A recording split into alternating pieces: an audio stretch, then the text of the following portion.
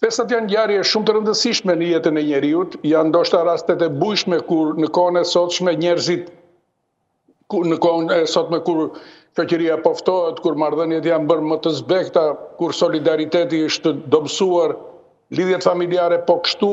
festat mbeten si të thuash një moment i rëndësishëm,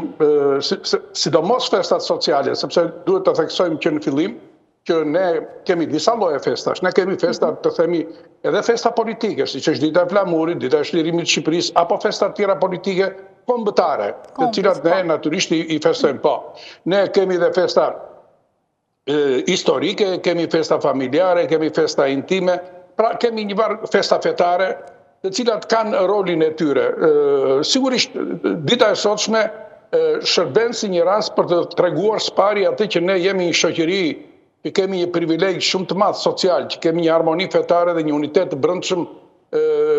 mbi bazën e asaj që na kanë lënë rilindasit që feja e shqiptarëve është shqiptaria. Pra së pari kemi një fetë përbashkët.